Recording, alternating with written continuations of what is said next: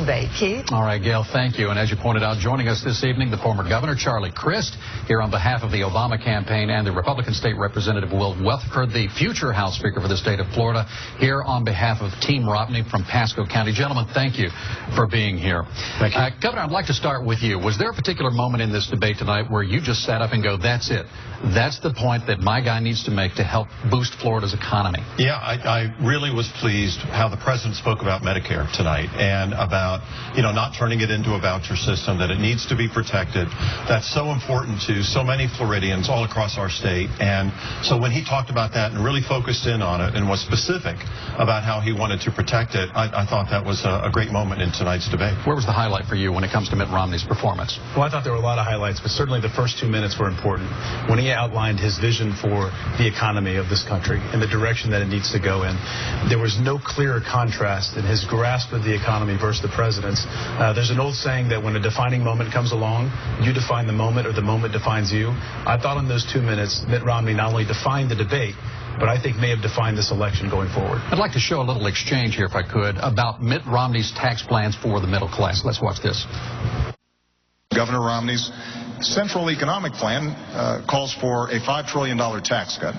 On top of the extension of the Bush tax cuts, that's another $1 trillion, and $2 trillion in additional military spending that the military hasn't asked for. That's $8 trillion. How we pay for that, reduce the deficit, and make the investments that we need to make without dumping those costs on the middle-class Americans, I think is one of the central questions of this campaign.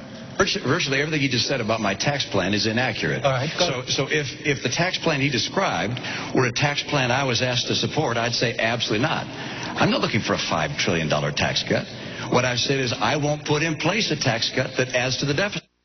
They went back and forth on this. Governor, help explain this for the people of Florida. Who's right about this this exchange? Well, I think the president's right. I mean, when you talk about during the course of the campaign that you wanted to cut taxes and you want to cut them as much as $5 trillion, and you do want to add $2 trillion more in spending on the military that the military is not even asking for, and you say you're going to be able to pay for it by closing loopholes, yet you're not willing to tell the people who you're asking to vote for you what loopholes you're going to close. I mean, that just doesn't add up, and I thought the president was right on point when he laid that out, and he emphasized that and made that point to the viewers. And yet Mr. Romney turned around and said, it's just not what I'm doing. It's not what I'm proposing.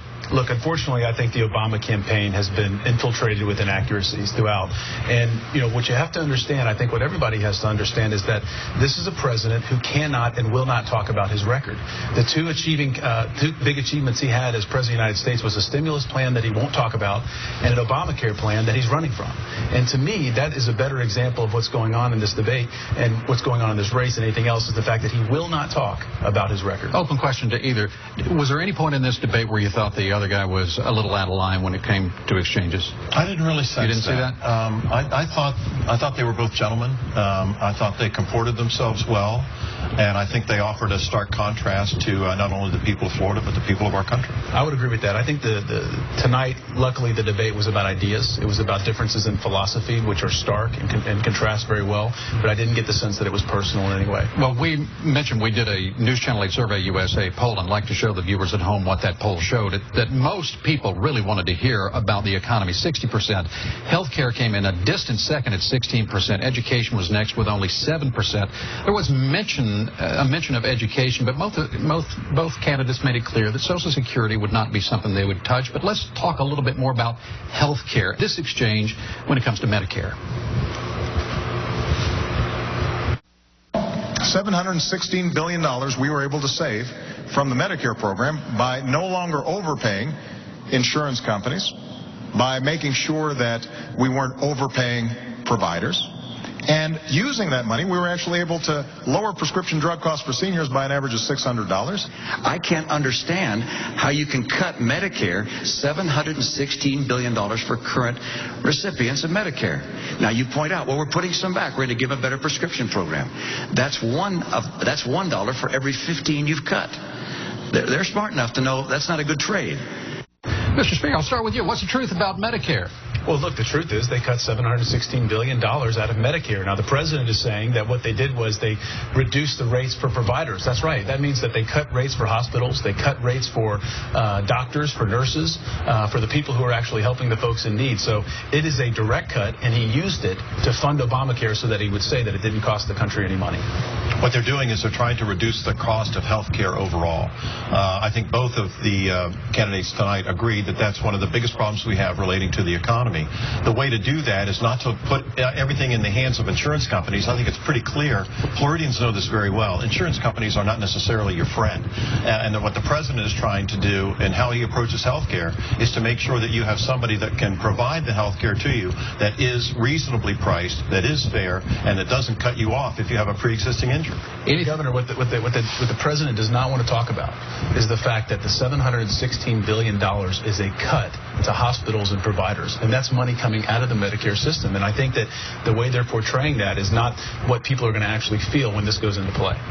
Both into healthcare. Both candidates will be returning to Florida. I believe Mr. Romney will be here on Friday. The president will be back the following week. They're clearly a battleground state. Will you be joining them, your respective candidates, on these visits? And do they really translate into votes, do you think? I think it does. I think you can't take out the human factor. And I think it's very important when either of them, or their running mates for that matter, come to the state and people really get to see them up close and personal. And yes, I will be with the president. He's going to be in Miami next week. I'll be with Governor Romney this Friday. He'll be in town. I agree with Governor Crist. I think that these rallies matter.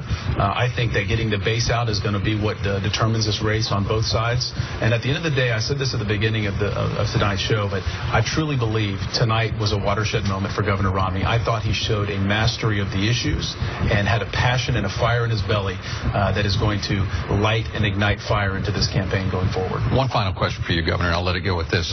Some are suggesting that you might even be positioning yourself for a position in the president's administration should he win a second term. Any truth to that? I'm very happy in the private sector. Would you be interested? Working in the private. I'm interested in the president getting reelected. I think it's vitally important for Florida and our country. And the governorship? Is that on the table? No. I'm just worried about this reelect now. All right. We've got only 30 days to go. Charlie Crist, Will Weatherford, thank you both for being here this evening. It's a special